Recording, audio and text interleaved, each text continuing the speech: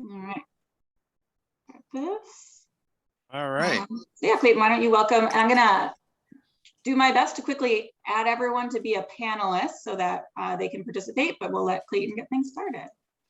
All right. Thank you, Rebecca. Well, good evening, everybody. Welcome to the RMAPI Policy Input Agenda Session. The RMAPI staff would like to thank you for registering for this event and for your willingness as a community to provide valuable insight and feedback on the policies that seek to address the high rate of poverty in the city of Rochester and the county. My name is Clayton Waller, and I am the Community Engagement Specialist at RMAPI. I want the RMAPI staff to introduce themselves, but before they do that, I want you to know that we have a ASL interpreter that's available for people who need that. And also we're streaming live as we speak on our Facebook page. So if you have any comments, if you're seeing us from there, if you have any comments, please put your comments in the chat box and we will try to get to them all. This is also being recorded. So now I would like for the amazing RMAPI staff to introduce themselves. And while they're doing that, I would like for people to put their names in the chat box, introduce yourself. In addition, I want you to do something a little different.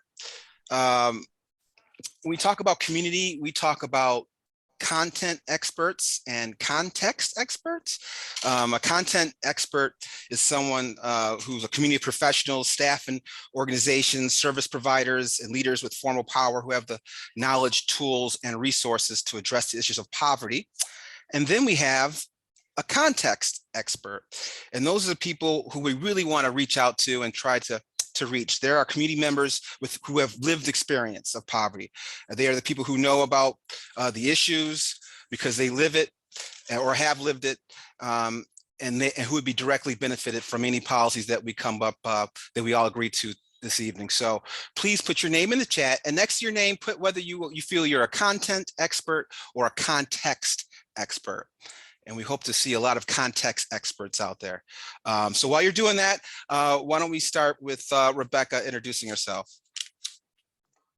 Hey everyone, my name is Rebecca Meyer. I'm the operations manager with RMAPI and trying to do a lot of stuff behind the scenes tonight to make sure that this goes smoothly. And we're just excited to have everyone here.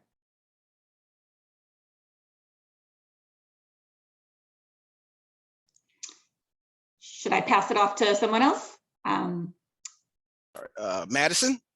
Hi everybody, my name is Madison Byrne and I am the Vista with RMAPI for this year. I work mostly in the community engagement department, but I kind of have a role in a lot of the things going on here. So I'm excited that everyone is here to help us put our policy agenda together. So welcome. Nathaniel, are you able to introduce yourself? Nate? Oh, probably not. We have Nate Doherty. He's manning the Facebook page live. He's our communications person, coordinator. And last but not least, Aqua Porter. Good afternoon. Good evening, everybody. My name is Aqua Porter. I'm executive director for RMAPI. Glad to be here. Thank you, everybody. So before we dive into the important policies that we would like for you to speak on, some of you out there may be wondering, what is RMAPI anyway? Well, I'm going to talk to you about RMAPI real quickly before we dive in. So next trying to slide. move the slides here. I'm trying to work on it. It's not really letting me. Sorry, it's okay. Working on it here, but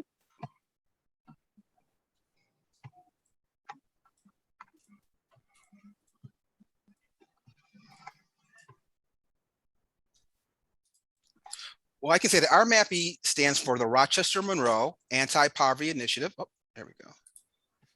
All right.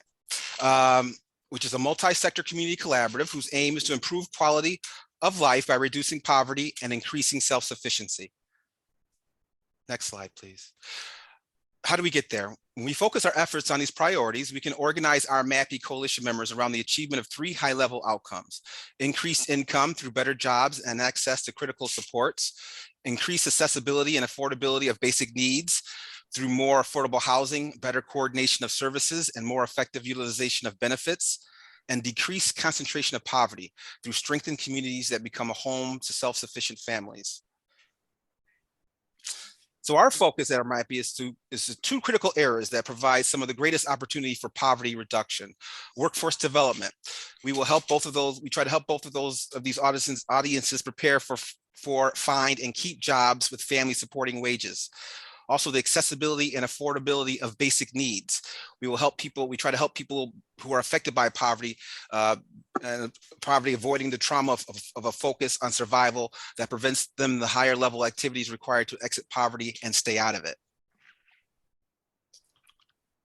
So another main piece of RMAPI is our community collaboration. So we look to bring people together in a structured way to achieve this social change. So we also partner across the community and working to that common agenda and a shared set of goals. So some of the ways that we do this is through our Community Advisory Council, or CAC, like we like to call it, as well as our community cohorts. We have 2 active cohorts right now: the frontline workers, who some of those members are here tonight, as well as the single mothers cohort. So we're also looking to open up a few other areas to engage with RMAPI. So we'll talk about that a little bit later as well. And RMAPI plus policy annual process to identify a policy agenda, who's involved, community members, the policy working group, steering committee, advocacy opportunities throughout the year.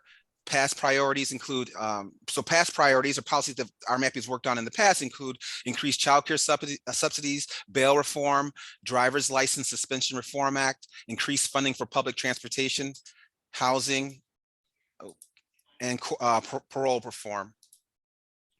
So I'll jump in there, Clayton, just to provide a little more context. So RMAPI has a policy working group that meets throughout the year. And most years around, obviously last year was a little different with COVID and things being a little different, but most years in the fall, we go through a process of identifying a policy agenda that the full RMAPI collective will support in the coming year. So that is what we're trying to do tonight. And so far, we have a lot of ideas for policies that our policy working group has developed, with input from community members along the way, but we really want to hear from community members tonight. What do you think about what we have so far? Are there things missing that you would like to see in this agenda? Are there things we have in the agenda that you have concerns about or don't see as a priority? Are there specific ideas that you have that you want to push forward? And the feedback we get tonight, and we're also going to be distributing a survey over the next couple of days for people that weren't able to join us tonight. This feedback is really going to inform what ultimately gets proposed to RMAPI's steering committee and then hopefully voted on and approved for RMAPI to act on in the coming year. And then throughout the year, based on what we have on our agenda throughout the year, we'll have various advocacy opportunities, whether it's a chance to meet with a legislator or sign a letter or make a phone call, or any number of other things that you are welcome to join in with us on throughout the year. So that's just a little bit more about what we're doing and what it means for RMAPI to have a policy agenda. And hopefully what it means is that we really do have RMAPI's full collective, including the community, behind whatever it is that we put on that agenda. Thank you. So tonight's goal is to share the current status of the policy agenda, hear from you, especially the context. We value our content experts, but we really want to hear from our context experts this evening. What do you support? What are you concerned about? What have we missed, if anything? The format for this evening will be policies are in 4 categories. For each category, there'll be a 5-minute presentation, followed by 5 minutes for questions. And then there'll be a poll that you'll be able to do as well in real time. And so all together, total will be 45 minutes, hopefully total for each of the 4 categories. After we're done, if we have any remaining time, we'll have a discussion and questions and answers. So hopefully we can get it all in. And again, we're very excited and we really are looking forward to this. So with that, I'm going to hand it off to Rebecca. Hi, everyone. And I'll just say, technically, if you are in as an attendee and not a panelist, I think I've sent you an invitation to become a panelist so that you can more easily engage in the conversation. But if it's easier for you to stay as an attendee, that's fine. You can always write your questions in the Q&A or the chat. But just hope, if you're having any issues with the technology, do let us know. We're trying our best. So as we jump in, so before we get into the 4 individual policy areas, wanted to just share a little bit of overall what has been guiding our work in developing this policy agenda. And that's these bullet points here. And so, as the policy working group has been trying to identify what to support, what we need to prioritize, this is some of what has been guiding their decision making. And so you can see here, the first bullet point is about addressing racial inequities in wealth and income. RMAPI has had addressing structural racism as one of our guiding principles from the beginning. And this is really about how do policies specifically try and address those inequities.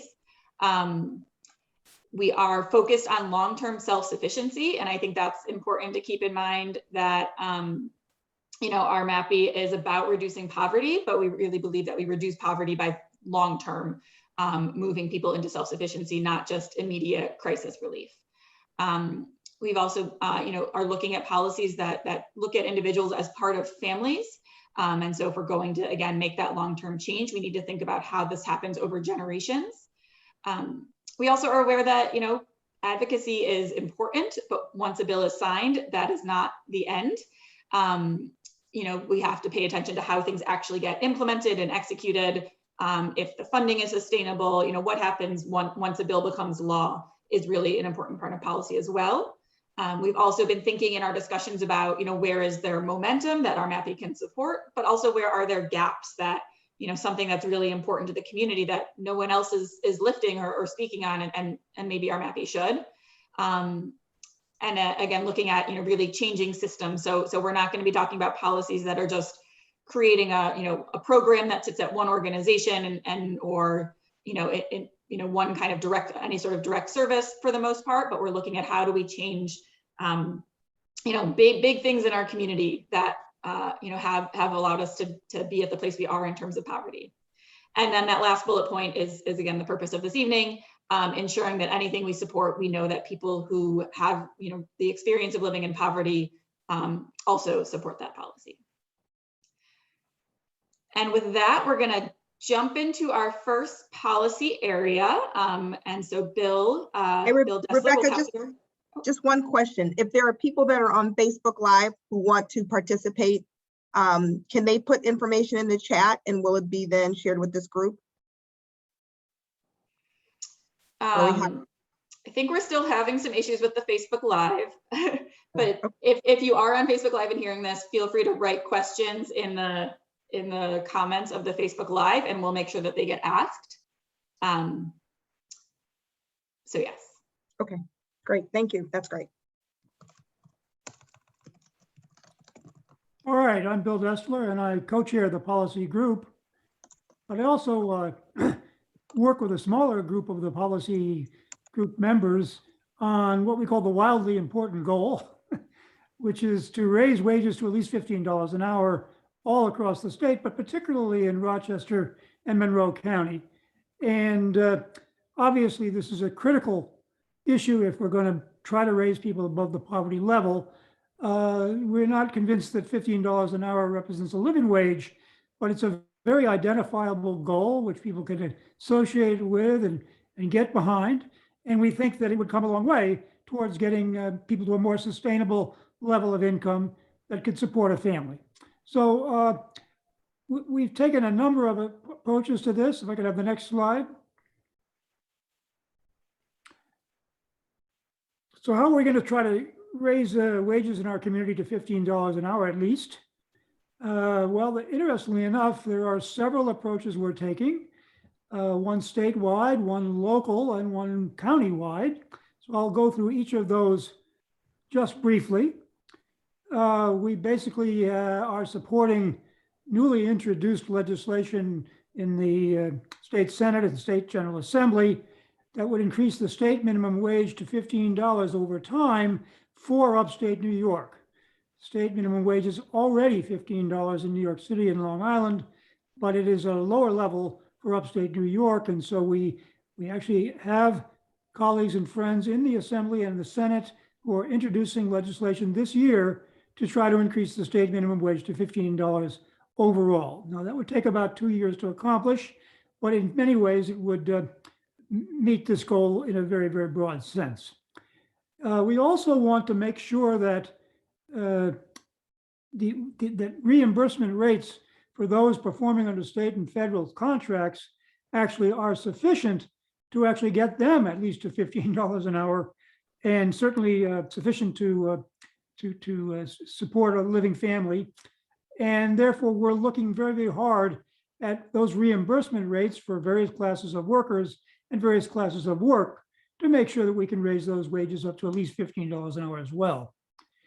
Now, that actually has some possible negative consequences. That is, if people make more money, then they could lose access to certain benefits from the federal and state level.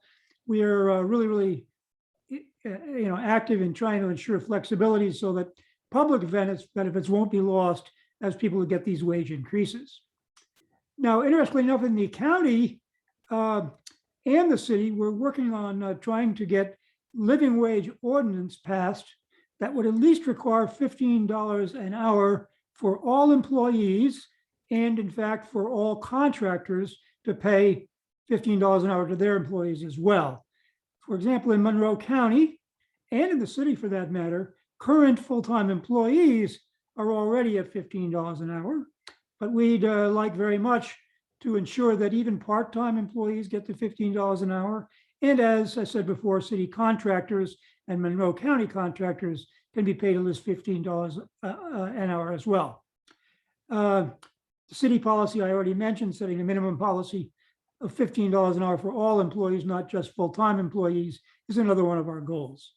So those are all the things we're working on. They all involve policy changes at the state, the city, and the county level.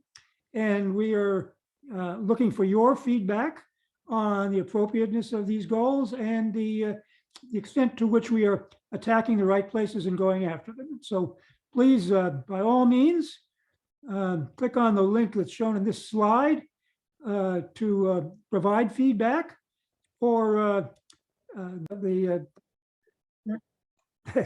to enter the current the number shown on the screen. And we'd also welcome discussion and questions right here. Yep, so we'll have a few minutes for discussion, and then I can explain the poll in a little more detail. So feel free to unmute yourself and ask a question. Oh, I see that Celia has a hand up. So yeah, feel free to put your hand up or just unmute yourself and ask, and we'll get to as many as we can in the next few minutes. But Celia, why don't you go first? Can you hear me okay? Yes. We can, yeah. Okay, so in hearing this, I think those are great goals, but I think the problem when you think about poverty, even if you raise the wage, what I'm noticing is that organizations like the grocery store, places that people have to go for food and different things, are increasing their prices. So I'm one in the gas, places they're increasing their prices. So community-wide, are there some things that we can address on that level? Maybe not, but those are where some of the issues are going to lie as well. So even if you raise the wage, if the market value is still going up 5% because the food is going up, the detergents, all the things that people need, the goods, then people are still going to be in poverty despite these changes. I'm done speaking. That's a really good question. I can say that the legislation that's been proposed for state action does include an index for inflation. And so that would at least help. I don't know exactly, can't remember exactly what index they're using, but they would actually look at the cost of goods increases and basically gradually raise the wages to compensate for that. I'm not sure about the city and state, but we can actually look into that as well as we go on. Thank you. Great. I see that Jason has a hand up. Yeah, so the minimum wage in Rochester right now is $12.50. $15 an hour is a $5,000 a year increase. we're at a really monumental time where people are quitting in great droves, where they're realizing that bad, poor paying jobs are not worth burning their life on. I've got a question for you on the other end here. So we're talking about raising wages, but a lot of the problem, we're in a modern time of wild inequity, maybe the worst historically ever. So are we talking at all about lowering wages for people at the top as well? I mean, ultimately, a lot of the problem that we're all facing is that the rich take a greater share of labor than people earn, than people take home. And that's a big part of why wages aren't being made. There's too much profit at the top. Is there any thought of asking companies to pull that profit down, to stop taking so much and to pay it into their workers instead, to really equitize labor? Boy, that's a great question. The answer is nobody has a proposal on the table to do that, but I do know that the federal government is currently, actually Biden is currently working on a proposal to tax billionaires and tax their wealth. I don't know whether that will have legs or not. I do believe that, as you mentioned, the inequity in wealth distribution in the country has gotten worse and worse. Recently, I heard that 90% of the stock market is owned by about 10% of the people. So I think that's just yet another indication of how bad the situation has gotten. I think that the $15 a wage goal is easily identifiable. People understand it. And I think it's a useful tool for us.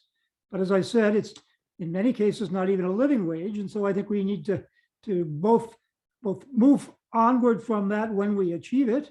And I think hopefully, at some point or another, work towards a more equitable distribution of wealth in the country.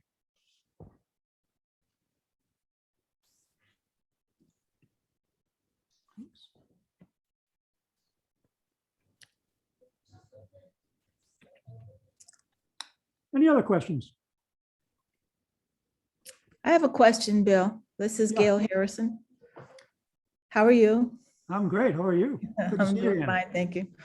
My question is this. You stated that the approach for raising wages to at least $15 an hour is happening at the city, county, and state level.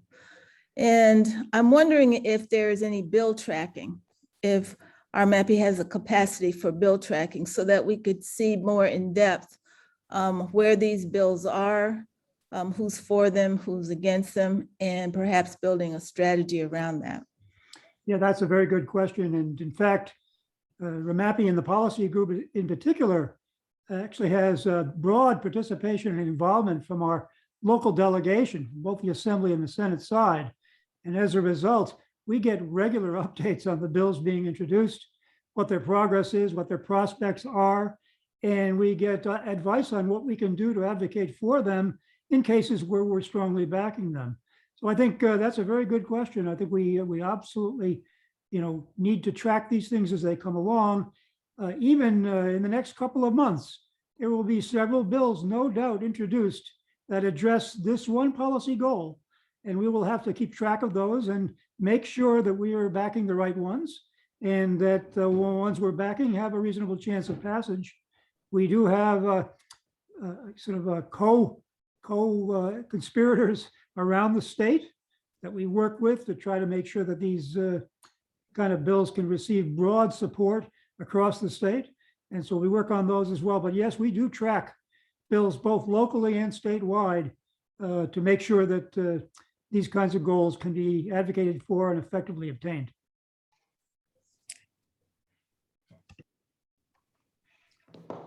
Can we hear from any context experts out there? Anyone like to weigh in on this issue?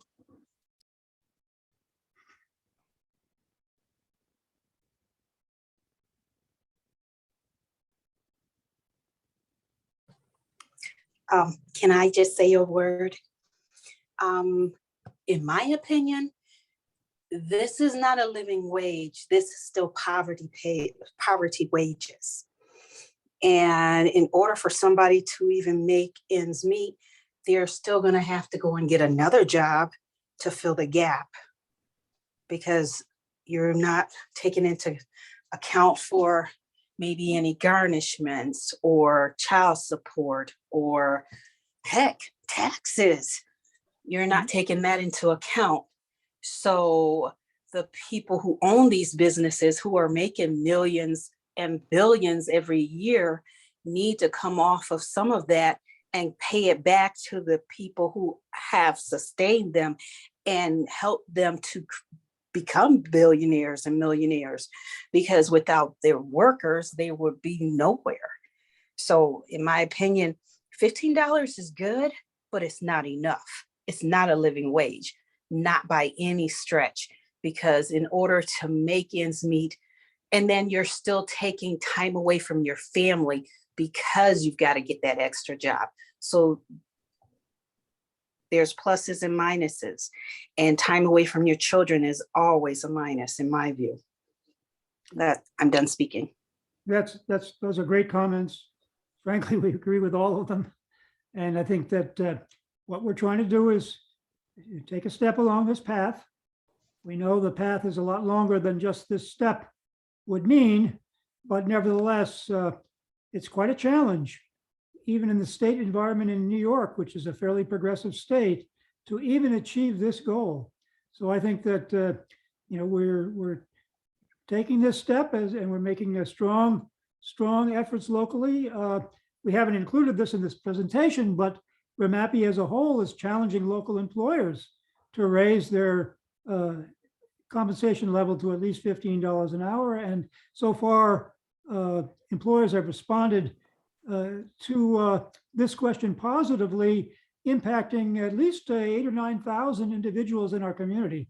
So I think there is progress being made, but I couldn't agree more that more progress needs to be made. And over time, $15 an hour is not going to be enough.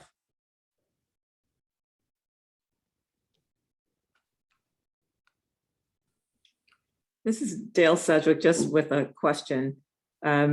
What mechanisms do you envision to just monitor, I guess, the impact on employment rates? You mentioned nonprofit organizations earlier, and I know that $15 an hour, while it certainly would be the right thing to do in terms of raising wages, would be a challenge for a lot of smaller, not just nonprofits, but a lot of small businesses, period.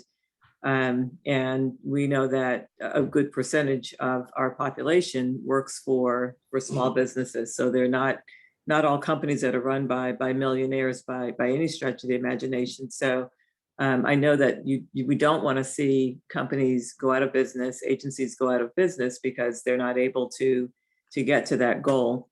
And so what would you have in place, or what do you envision being able to do just to monitor what the impact would be on small businesses as well as on nonprofit agencies as they try to do this? And by the way, it's not just, if you go to $15 an hour for your entry level employees, that means that those who may be at a slightly higher wage than today, or at 15 hours today, need to go to, probably 17 or 18 at least, in order to just continue to honor their experience and their tenure and so forth. So it's more than just raising everyone who's currently at minimum wage today to 15. There's a domino effect as well that companies would have to take into consideration. And those points are not lost on us. There have been studies actually looking at the impact of an increase in the minimum wage on employment.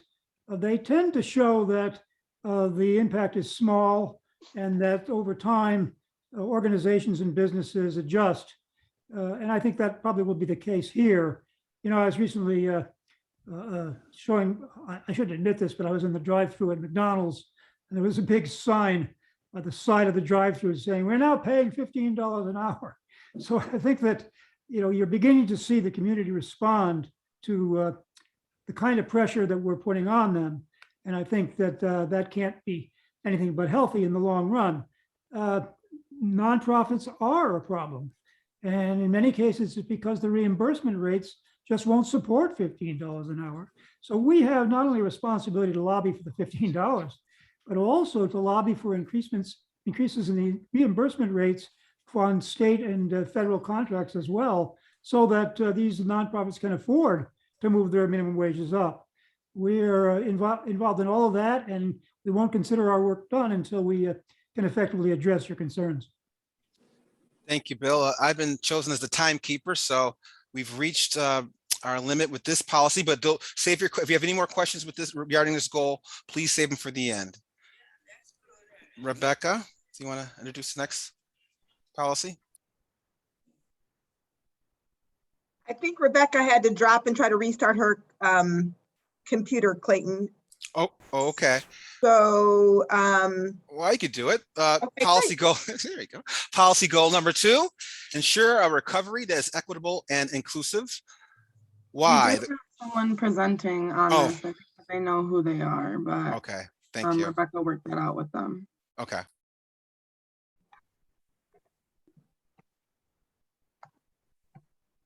Unless she didn't, then I guess Clayton, you can take it over, but I'm pretty sure that there was someone who was presenting here. But go Yes. ahead. Okay, thank you. Why? The current federal funding for recovery and rebuilding present and unprecedented opportunity to ensure that our future policy and programmatic decisions provide opportunity for all members of our community. COVID has exacerbated existing disparities and inequities. If our region is to truly recover from COVID, we must address these existing disparities along with the segregation, structural racism, and trauma that has created them. Do we have someone to talk about this policy? Oh.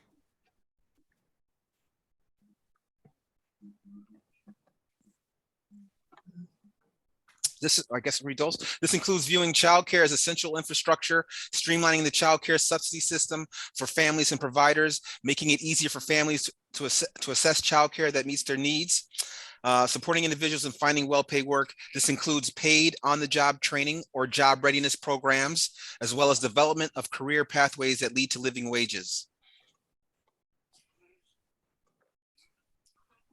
I just rejoined, having a little technical difficulties. I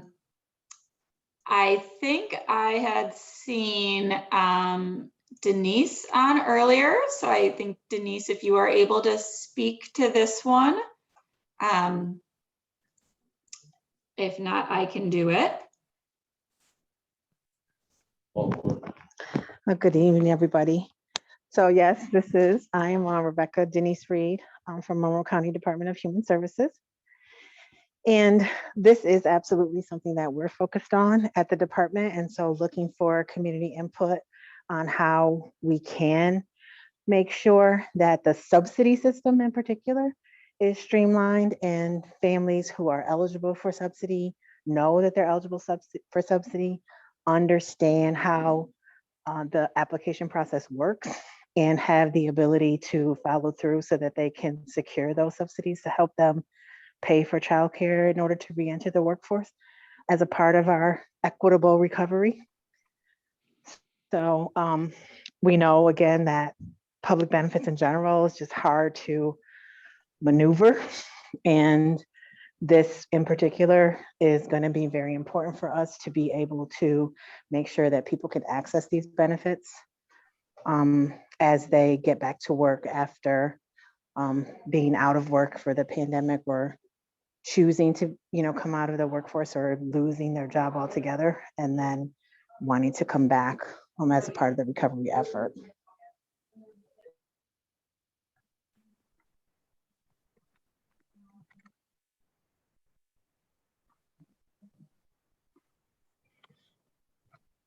Great. So I will, I'll be putting the link in the chat again. Maybe if we just want to stick on that last slide for a minute and let me maybe better explain the polls before, just in case my computer doesn't want it to work again. But so for each poll, there is a ranking question where you can say, you oppose or don't, whether you oppose or favor a policy, and then hopefully after you click submit, a second question will appear that is just a space for open-ended responses. If that's not working for you, you can also just use the chat or the Q&A here. We're gonna compile it all into one place anyway. But I think just, for this one, for this area, it's acknowledging that we know there's a lot of federal funding coming into our community. And that funding is, one time, but hopefully can create some real sustainable, transformative change in our community. And so, what does that mean to you? What do you want to see happen? And specifically with a focus on helping move people out of poverty and help them becoming self-sufficient.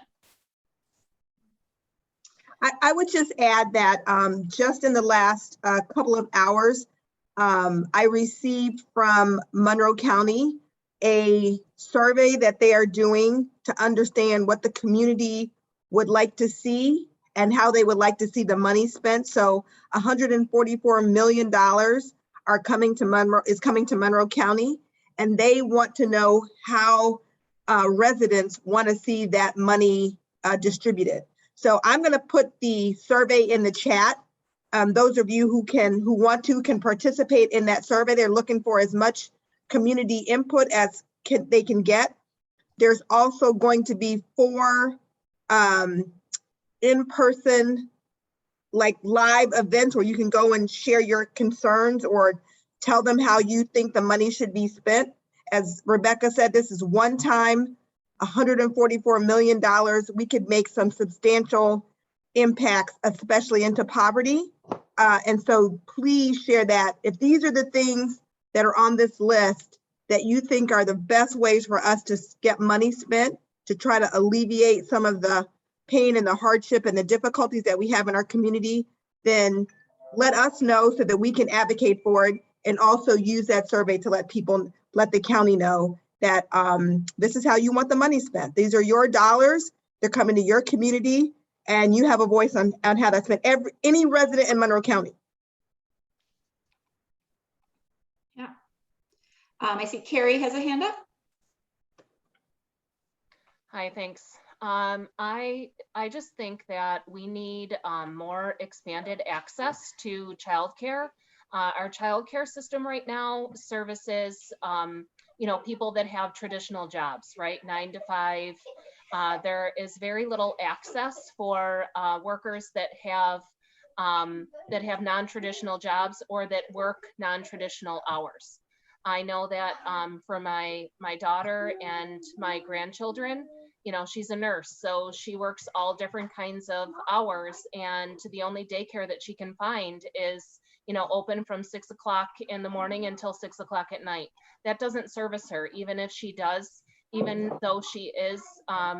qualify for a subsidy. She can't use it because the traditional child care centers do not provide access for her. So I just think that we need to just provide better, more robust access and opportunities for parents. And I know that you have to have, in order to qualify to get paid for the subsidies, you have to have a number or be a licensed child care center. I think we also need to look at innovative ways to be able to pay others in the community, especially if they are family members or support people for families, in order to to expand that access. Great, that's very helpful feedback. And I agree with that wholeheartedly. And I also believe that,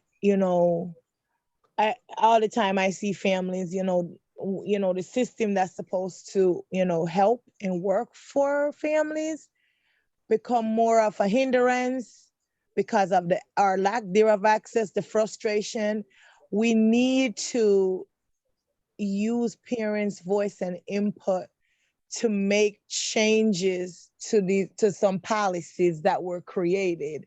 And not only that, make the application process a little less stressful. I'm pretty sure, we have the ability to allow, the application process to look a little different. And because I truly believe it's set up, that families are frustrated, but I'm pretty sure, we could do something. We're getting all this money. If we truly, truly want the families that really deserve it and need it to access it, we have to allow the process to look a little bit different from it does right now. Thank you. Rosa Marie, I think you have your hand up as well. Yes. Hi, this is Rosa Marie. I happen to be a small business owner here in Rochester, New York of Marvelous Mind Academy. And it's a program that we're running right now called Bridge Care that allows parents to get short-term childcare. And we were actually supported by a participatory budgeting process through RMAPI. And to speak on the innovation that is happening in our city, and I agree wholeheartedly with the mom and grandmother who just spoke, that we do need more funds pumped into innovative childcare solutions that will consider who we pay, how we pay with subsidy. I'm supporting an employer right now who has an employee with childcare needs, right? And so she said, okay, we will pay you directly to support her in her transition of trying to find childcare. This particular mom is a mom of twins. She has been formerly incarcerated, and she does qualify for the subsidy. However, the stress that she's undergoing in transitioning back to life as a mom, it's weighing her down so much so that she doesn't even have the time or the mental capacity to navigate the systems. And so to Toyin's point, that we need to make the form look different, the process needs to be different, and we do need to pump more funds into innovative processes. We'd love to be able to support her more than just through her transition, but because of the way the program is set up, we're not able to accept DSS funds. So I would love to see a lot more attention given to childcare innovation, DSS support, and I think that we need to continue pushing this agenda forward. Thank you. We've reached the max of this section, unless someone wants to. We had maybe one last question from Tori, as I saw her hand was up. So, and then we'll make sure everyone's able to access the poll this time for real.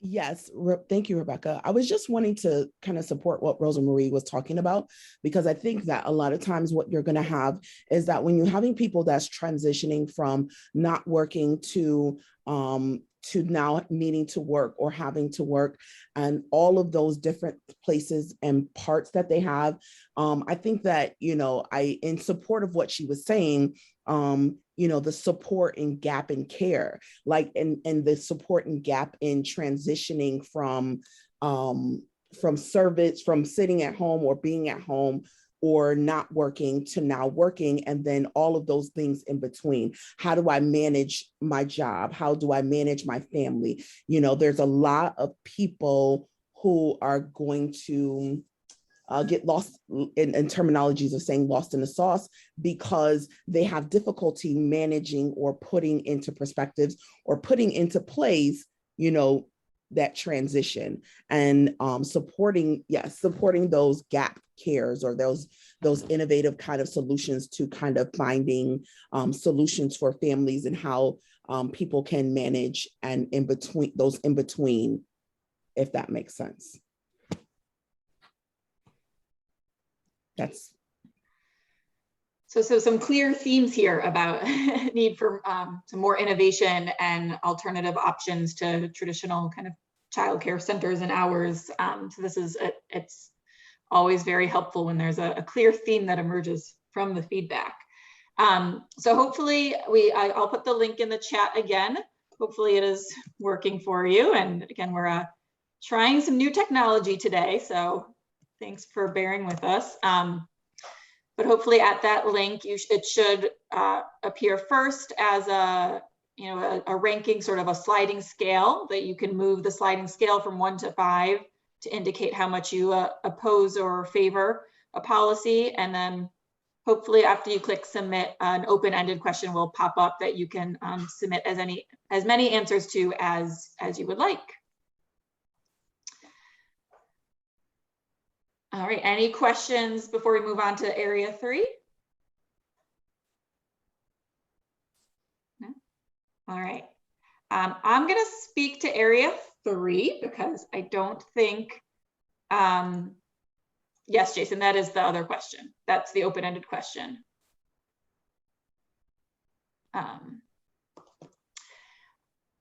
It doesn't look like anyone from this small group of our policy group was able to join us tonight, but so this third area is about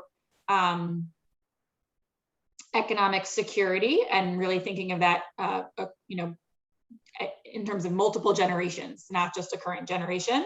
Our focus for this really comes out of just our awareness of how high the child poverty rate is in Rochester and how high it is compared to other similar sized cities and regions of the country.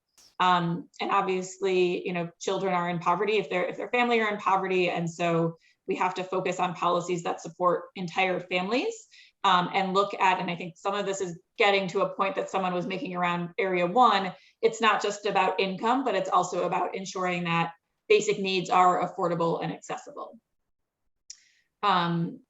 And so if we get to the next slide, so some of the specifics that we're looking at here, you know, number 1 is around tax credits to support working families. So this one, we have some actually specific policies for. There's something called the Empire State Child Tax Credit that, you know, we are, you know, thinking about supporting an expansion of it that would ensure that children under the age of 4 are included, you know, would increase the amount for families and I think make it easier for different immigrant and refugee status families to be able to access it.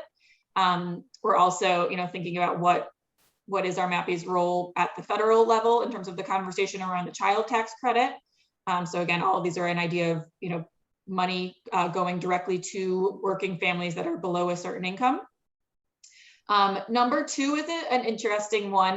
There's actually 2 different things that we're aware of that relate to the idea of a basic income. So basic income very quickly is the idea that, you know, families or individuals should get money each month, no strings attached, can be used for anything. So not a traditional benefit program that you have to use in a certain way, but just, you know, to be used however you deem that necessary. So the city is proposing a $500 a month basic income for 2 years, I believe, that would hopefully be sustained over time with, you know, find a revenue source to sustain it over time. There's also some legislation at the state level proposing, again, $500 a month for 2 years, you know, to help us, you know, make the case that this is a helpful support to families, and then work with the state to also find other funding sources to hopefully continue that. So it's an idea of if we give people money and don't restrict how they use it, you know, how does that help lift families out of poverty? How does that help people meet their basic needs? Number 3 is a specific idea that has come to us through Senator Jeremy Cooney regarding some legislation that he is proposing for a quote unquote baby bonds program that would open a savings account for every child at birth with $1,000. It would gain interest every year. There would be an additional $500 added every year. And then it would be accessible to that child who, as an adult at age 18, to be used however they want. So it could be used for college, could be used to buy a car, you know, whatever it is that is their need and their family's need at that time. So he's proposing to start that statewide.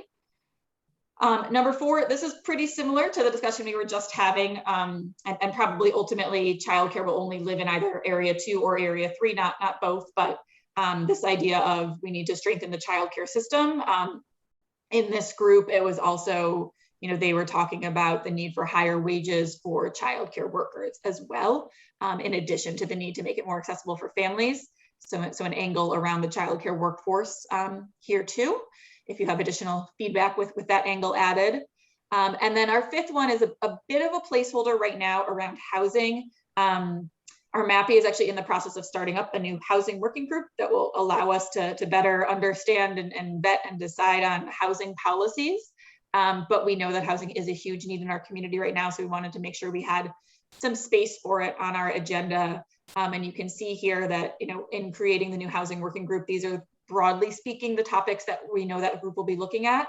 And so if you have, you know, specific input within those areas, we are very open to it. And so with that, we will go into discussion. Jason, I see your chat now that the sliding is not always working. So gonna try for number 3 and see if it works better. I think I might need to have everyone be doing the same thing at the same time. So I'm gonna leave it on the sliding scale for a few minutes before I switch over to the open-ended, and we'll see if that helps us make this work. But also we can start questions and discussion. Rebecca, you got Jason and Carrie's hands up. Okay. I don't know whose hand was first. Jason is appearing first on my screen. So we'll go Jason and then Carrie and then whoever else wants to jump in. Well, I think Rochester has a really unique issue, unfortunately, with generational security, whereas Rochester, the city, compared to Monroe County, has basically the worst schools in the state. They endlessly fail students. I'm wondering if you're looking at anything to increase school equity, to close the gap between public schools and private schools, between city schools and suburban schools. It's really hard to pull yourself out of this cycle if you graduate high school or don't graduate high school. And I say that as someone that did not graduate high school and lived in the city in poverty myself. It takes a long time to pull yourself out of poverty, no matter how many benefits you give a family who's just moving out of survival mode. That student doesn't know how to find themselves, doesn't know how to reach that kind of level of generational equality if the school endlessly fails them and doesn't give them any resources to succeed. So I'm wondering if that's considered to be part of this. So that's an excellent point. I will say in area 2, one of the points there was around, and again, I think this is still a bit of a broad idea, so I'd be open to more specific ideas any of you all have. You know, what is it that we could do to address the connection between housing segregation and these disparities in our school districts? That I think that connection between housing and education, that intersection, is something that RMAPI is obviously lots of people are aware of, and I think we'd be interested in finding a way to address that, but need some more input from people on what that might look like. But I will say overall, RMAPI generally doesn't get into school district policy per se, because there are some other initiatives in our community focused on that. But we recognize that education is a huge area of concern. So we are open to people's ideas and feedback and can see what we can do with it. Carrie, and then Danielle, and then Beth. So there's so much here, actually. So first of all, I think that we need to deconstruct the barriers around housing stability and around, affordable, accessible, and family-friendly housing, right?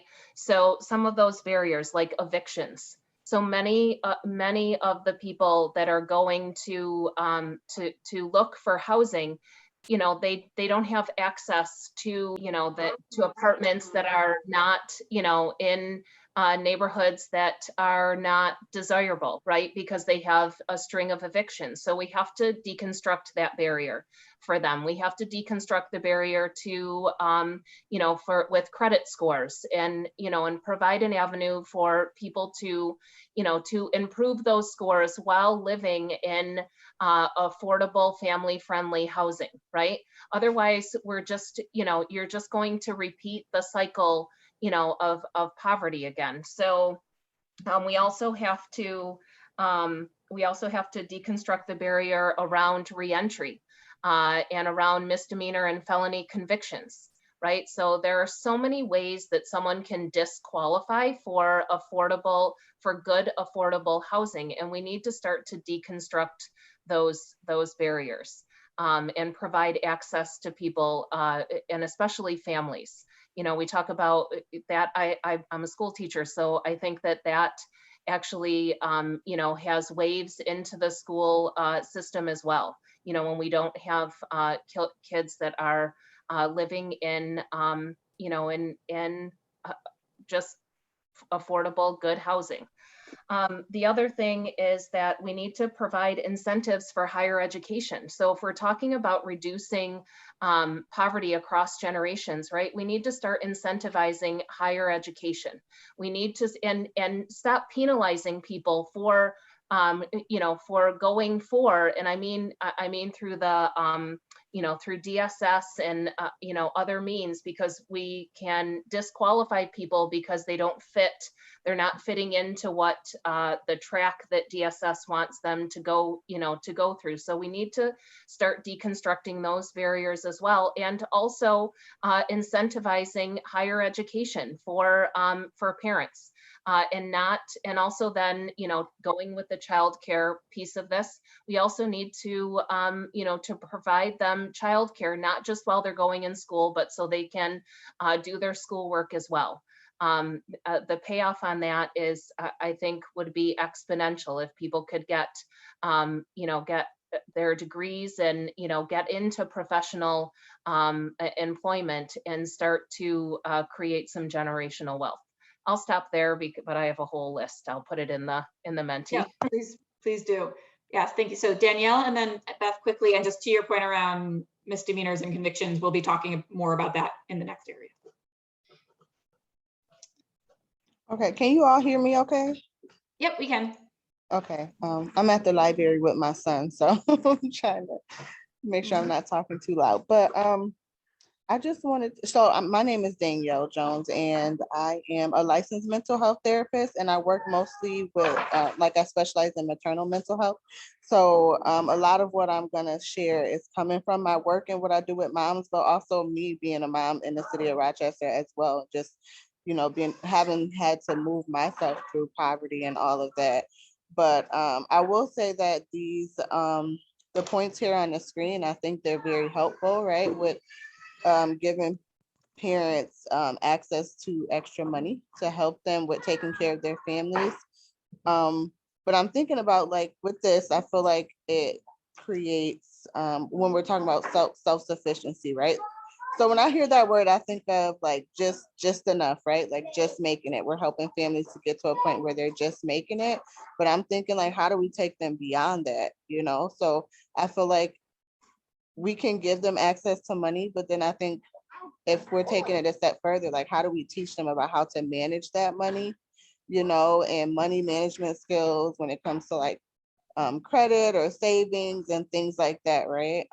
Right now I'm actually I'm in a program, I think it's called Legacy Makers, where we're going through 7 weeks of financial planning and learning. And I've been learning quite a bit about how do I save money, even when I think I don't have enough to save, there's different ways to do it, right? And so I think this program has been amazing because it has helped to open my eyes to how to be more financially savvy. And then if we're talking about generationally, right, that's going to pass down to my son, because the things that I'm learning now, I'm going to pass it on to my son, right? And he's going to see how I'm managing my money, and I can teach him about money so that as he becomes an adult, he will be able to kind of carry on those same things that I'm learning, that I'm teaching to him. So when I think about supporting the entire family and promoting the long-term financial stability, I feel like we need to take it a step further than just providing money to these families, but then how do we teach them how to manage it? And then that trickle down to their children.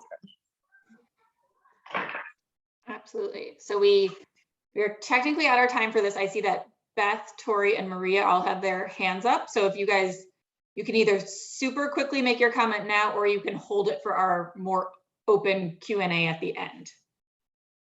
So if you have a really quick comment, we can take it now. I'm putting mine in the survey. Okay, sorry, we hate to cut people off, but we do want to make sure that we can get through the fourth area and then still have some time for discussion at the end. All right, so I would just say, Rebecca, that if these points are important, then we can see what's left at the end, because it might be worth having these conversations and then kind of cutting the end a little short if we take care of it now. So, if people want to say something maybe that hasn't been said on this topic that they think is important, it might be worth getting a few more comments here and then shortening the back end. Maria, did you want to say something? My question was thinking about how could RMAPI provide a financial literacy program to help with goal number 3 about creating the economic security for families so that it'll like continue to future generations. So maybe if we set up or kind of spearhead a financial literacy program in the community or work with different organizations in Rochester, could we continue that and kind of be ahead of that to, I don't know, help people save money and, you know, really learn about all these different programs and how it breaks down, how to save, and I don't know, kind of go across with what they're making at their different jobs. So. Yeah. Danielle, do you have a quick comment?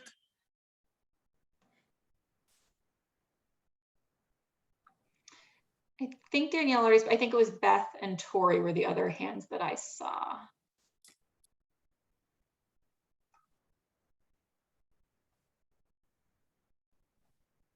So I don't know if either of them. My comment was on the housing portion because I know that this is, I do case management, and a lot of the work that I'm doing right now is trying to identify housing within the community that is affordable for people with disabilities and people, you know, limited income or, you know, financially, you know, struggling families. So one of the things that I really do find I have an issue with is the fact that a lot of housing is, because of the economic market and housing market going up, that is causing rents, that is causing everything else to go up as well. And that is affecting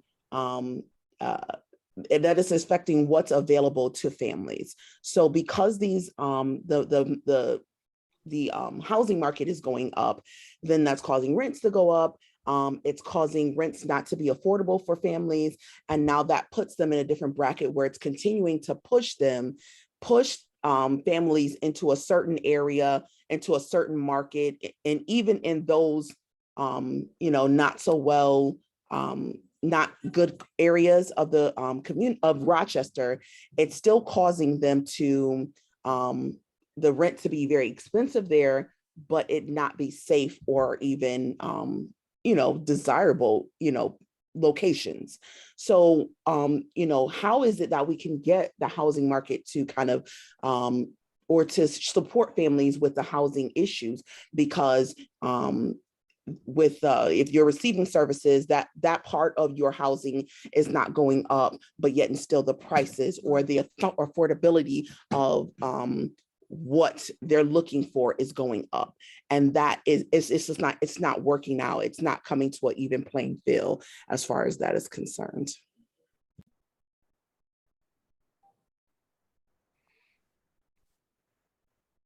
All right, I think that was everyone that had their hand up, and sorry for cutting off the conversation.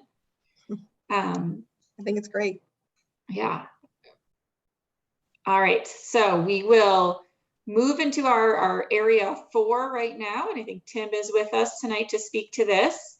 And then I think we'll have discussion around this one, and then whatever time we have left, we can go back to whatever topic people want to dive into more. Well, thank you, Rebecca. My name is Tim Donaher. I'm with the Public Defender's Office and a member of the Decriminalizing Poverty Subcommittee. And we're taking a look at issues surrounding the intersection between poverty and the criminal justice system. We know being poor is not a crime, but those of us that work in the criminal justice system know that the policies and laws of the criminal justice system can disproportionately harm poor people.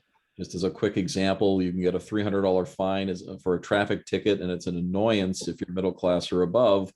But if you're poor, that can mean not feeding your family or losing your home. And we know also that criminal justice policies and laws perpetuate poverty and structural racism. As another example, some of you may remember the Rockefeller laws that severely penalized persons who were arrested and convicted of drug offenses and it decimated communities of color in New York. So we're taking a look at these policies and procedures and ways to remove these unnecessary barriers and punishments for poor people. And so we've concentrated on the next slide, 5 areas where we think that we can effectuate real change.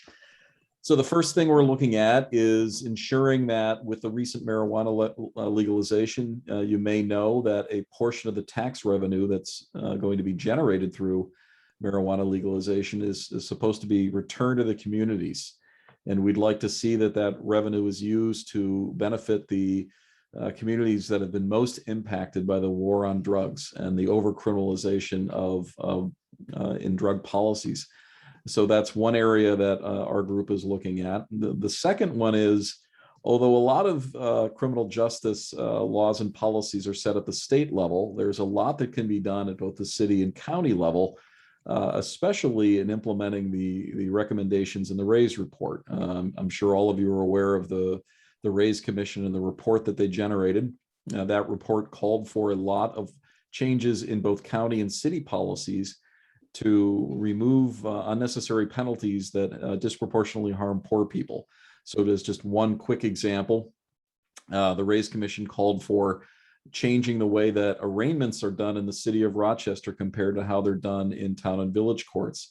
Some of you may know that if you're arrested in the town or village, you're immediately arraigned. You're brought in front of a judge, no matter the time of day or night, to be immediately arraigned and potentially released. Whereas in the city, if you're arrested, you're held overnight and you're arraigned the next morning. And we know from any number of sociological studies that when spending even a day in custody has long-term consequences for people. So that's one of the recommendations in the RAISE report. And there are others that our committee will be looking at and making recommendations that RMAPI should advance. The third is a legislation called Ending Predatory Court Fees. This legislation would, if passed, end New York's use of the criminal justice system to raise revenue. Some of you may know that if you are convicted of even a minor offense in New York, that the court will seek to collect from you a significant surcharge as well as a fine, and these fees and surcharges can add up into the hundreds of dollars. And for somebody that's poor, they're A, not going to be able to pay that, and B, even if they were able to scrape the money together, that can have long-term impacts on their ability, as I said, to pay for groceries or their rent. And even in circumstances where they do not have the current funds to pay it, it is very common for judges to mandate that our clients or poor people keep returning to court on a regular basis to try to continue to pay what little money they have available for these fines and fees. So our clients or these defendants have to come back to court every other week and pay $5 towards a $400 fine or a $100 surcharge, and they miss any employment opportunities they have, schooling, or any other programs that they're participating in, just because they have to keep returning to court to scrape together money that they don't have to pay an excessive fine. We're also looking at supporting potential legislation that would change the sentencing structures in New York to get rid of mandatory minimum sentences. In the 80s and early 90s, laws were passed mandating very harsh sentences, minimum sentences that must be imposed. Judges don't have discretion to go beneath these mandatory minimum sentences. And these laws have devastated some poor communities, sending young men to prison for very, very long prison sentences. And finally, we're looking at reentry policies in our community in two ways. First is potentially supporting legislation that would seal records of criminal convictions. It's called the Clean Slate Act. For a person that's convicted of a misdemeanor that has served their sentence, all the records would be automatically sealed after 3 years. For a felony, it would be 7 years, because we know that perhaps the most significant collateral consequence of somebody with a criminal conviction is their inability to maintain employment, because employers will discriminate against people with past criminal convictions. And we're also, one of the last initiatives under number 5 is we are looking at supporting city and county level policies to support reentry initiatives, that the city and the county need to make a reinvestment into supporting men and women that are returning to our community from local correctional facilities or state correctional facilities. They're often very poor and they don't have the resources they need in order to successfully reintegrate into our community. So those are the areas, the policy areas that we're concentrating on. We obviously love to hear your feedback on any other issues you think we should be looking at, or any other concerns you have about those 5 that I just mentioned. Thanks, Tim. So again, I put the link in the chat. I'll leave it on the sliding scale for a few minutes before I think on my end, I have to manually move us over to the open-ended question. I see that Anne Graham has a hand up. Hi, I'm Ann Graham. I'm from the Reentry Association of Western New York. And thank you, Tim. Tim's worked with us a lot. We're really focused on creating a single point of access for reentry services in Monroe County that would be unique in New York State. Right now, about 2,000 people a year come home from incarceration, either at the state or the local or the federal level, to Monroe County. So that's thousands and thousands of people in Monroe County who've gone through incarceration and are trying to reintegrate into the community. And there are enormous gaps in the services that they need, as simple as getting a birth certificate and a photo ID. There are very few programs that can afford to pay for those things, and without them, they're unable to get a job, they're unable to get an apartment. So we are really working hard towards getting funding to bring this about, to be able to coordinate many of the wonderful programs we have that do great work, but they're not coordinated in any way. And that anybody coming out of incarceration should be able to call a number, an 800 number, or go to a website and be connected to appropriate services. This is not just a human services initiative, it's a public safety initiative. That's it. Thank you. And I think that's certainly something that our committee will be looking at supporting. As you know, I am a big promoter of reentry initiatives. I don't see how that we can, once somebody is, paid their debt to society, as they used to say, not provide them the services they need in order to successfully reintegrate. So, we'll absolutely be looking at supporting that. Carrie is the next hand that I see.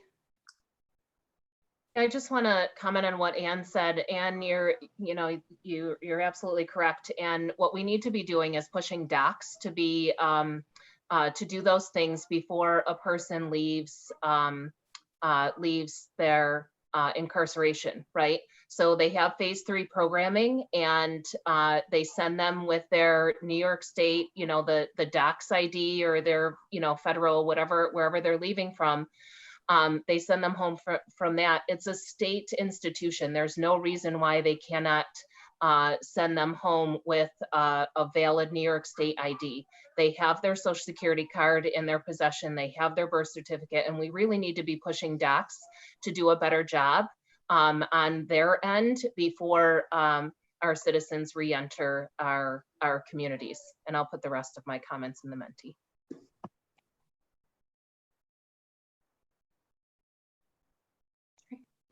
Any other thoughts or questions, ideas, concerns? I'm going to move the Menti over to the open-ended question now. So hopefully you can enter other ideas that way.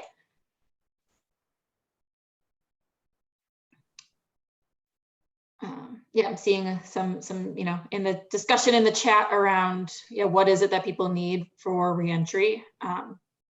So I could see, pulling all these ideas together and sharing it, with the city and the county as they revisit their policies. Well, and I would just say that these are opportunities potentially either to potentially engage somebody like SIP, who's doing systems integration and trying to integrate all these disconnected systems together.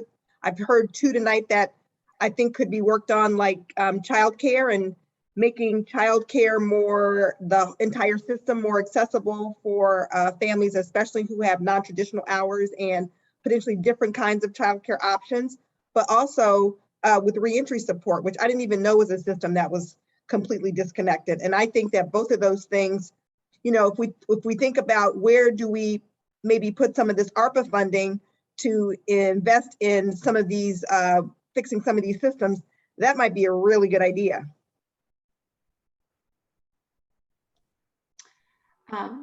Jason, I see that your hand's up.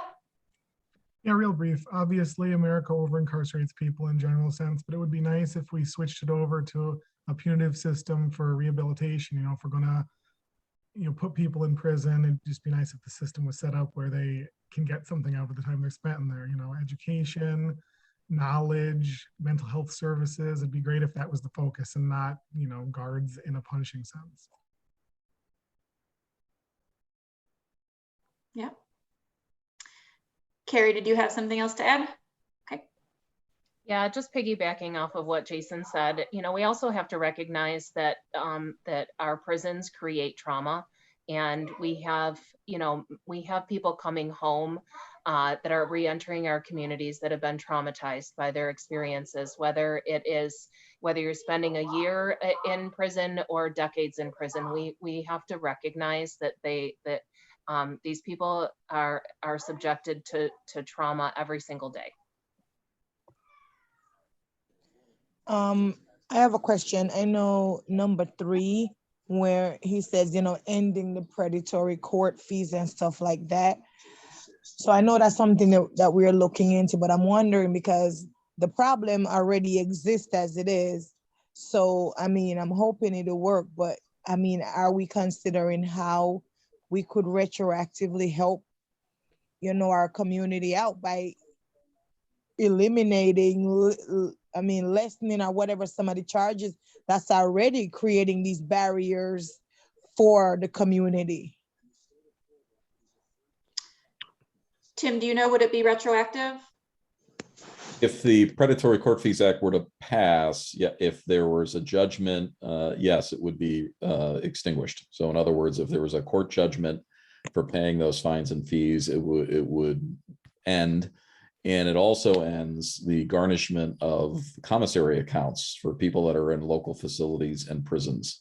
So that's a very common practice where the state will, family members will put money into their loved one's commissary account for needed items, and the state will go in and take it to pay these fines and surcharges. So it would end that policy as well. Thank you. I just wanted to add a comment to what Graham described regarding the need for reentry services. I think it's also really important that in addition to ensuring that an individual has all of the basic things that are needed for life and for just navigating our systems, like their ID and a place to lay their head and something to eat and things of that nature. It's also really important that they're connected with a work program or something that would allow them to just start on a different path. Oftentimes when things are not in place, it's just easy to revert back to what you knew before. And get caught back into just a recycling door, or just a revolving door of being frustrated and resorting to criminal behavior just to make ends meet.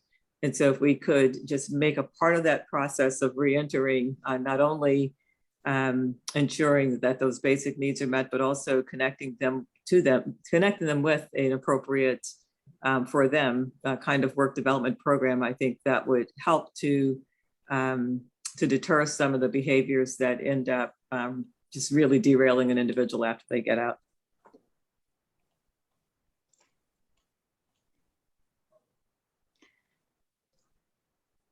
All right, well, we have about 8 more minutes this evening.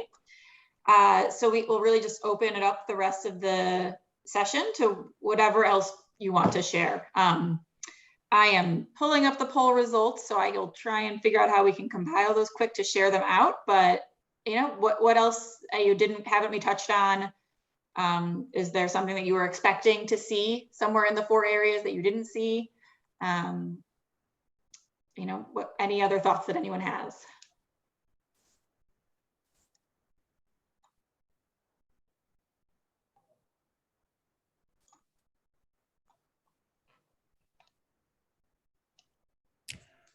Rebecca, this is Gail Harrison. Will you be summarizing those results and then sharing them with the rest of us that are on this webinar? Yes, I am trying to figure out how to do that. I have them pulled as PDFs. I could definitely share my screen quick, if that would be helpful. But we will also be sending a follow-up email to everyone tomorrow where we can do a better job of compiling things, including the recording. So this is, if you're seeing the PDF for area 1, we seem to feel pretty consistently across the board around all of the various wage policies. And then it looks like we did get, you know, some additional thoughts around, you know, focusing on equity. I think that came through in the comments, as well as I see that here a couple of places.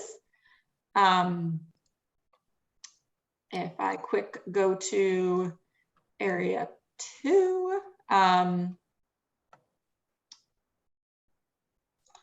I think generally speaking, it looks like we all were in favor of everything. It seems like there was a lot of supporting all of the policies. It seems like childcare and finding good jobs definitely rose to the top here with their ranking of 5. And then we see some, you know, more open-ended responses around, you know, subsidized housing, making sure we're including people who have been incarcerated, a few other ideas here. And then I can do the same for 3 and 4. I don't know if this is helpful or if it's kind of just too much information taken at once, but I would say across the board, everyone seems to be supportive of the policies for the most part. And, you know, I think it's those open-ended and the discussion really are helpful for us in making these final decisions about what exactly is it that we put forward and what are the details that we need to be thinking about, because there's lots of broad ideas that we can agree on, but it's obviously the details matter a lot. So I will stop there and we'll make sure that we get a better summary out to everyone tomorrow, so that you can review, and we'll also make sure you have all of our contact information for providing additional feedback or asking additional questions.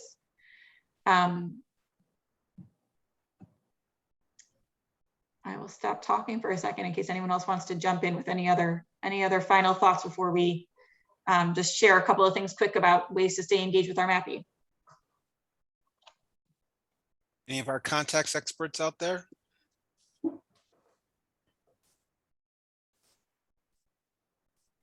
I was just going to add something completely different. It goes back to the housing conversation. Pat Stone is doing an event on November, let me get the date, and they are going to speak with an expert who, his name is Andre Perry, and he wrote a book called Valuing Black Lives and Property in America's Black Cities. And they're going to talk specifically about some of the research they've done in Rochester as one of the most devalued cities for Black home ownership. And so I think it would be a really good opportunity for people to kind of hear what is going on in other cities as people look at home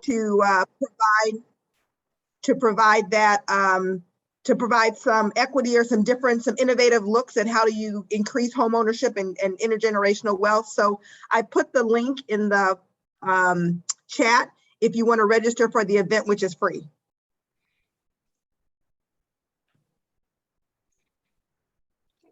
Jason?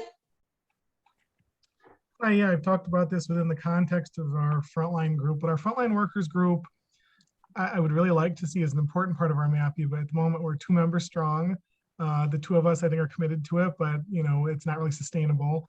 I think that when you look at the employment working group, there's like 70 people in it. It'd be really great to have that equivalency in hearing from people that are actually employed at the level that you're trying to help. So I'd love to see representatives from each of the businesses that are in the employment working group. I would love to have their voices really matter, have them, have us at the forefront of some of these conversations too, and support it in a way that it's worthwhile to keep coming back, because it feels like people see RMAPI as something that you go to when you're a boss, but RMAPI isn't really speaking for the bosses, it's speaking for the people that need wage equity. So it'd be nice to have people there. Well, thank you for that transition, Jason, to this next slide we were going to show. I think Celia's hand is raised. Oh, okay, Hi. Celia, go ahead. So what you just said, you just triggered a question that I had earlier. For when we talk about the wage part of it, I'm wondering if even within this, have you collaborated with the pay equity group? They just did something for Black women. They just did something for Latino, and I think they have something, or Latinx have something coming up maybe for Native Americans. So I'm just wondering, kind of collaborating on those issues also, maybe that will amplify your voice. Just a thought. Thank you for that. If you have a contact name, I did remember when they did something for the women's pay equity day. Mm-hmm. So if Yes, you have a contact though, if you could let us know who that is, we would certainly love to, make connections. Okay, That's a good idea. It's a really great idea. Awesome, thank you.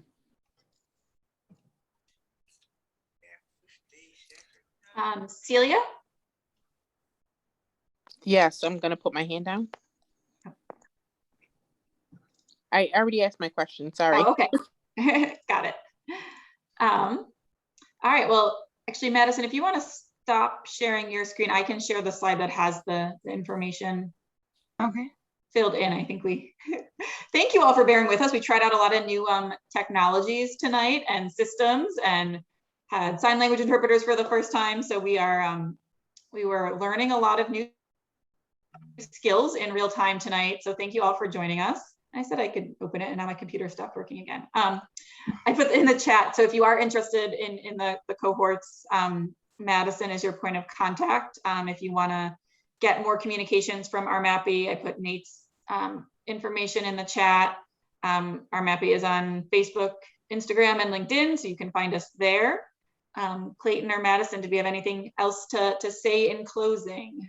Yeah, I just wanted to highlight quickly that if you were interested in hearing more about the experts by experience cohorts that Jason touched on a little bit as well, please reach out to me. My email is in the chat as well.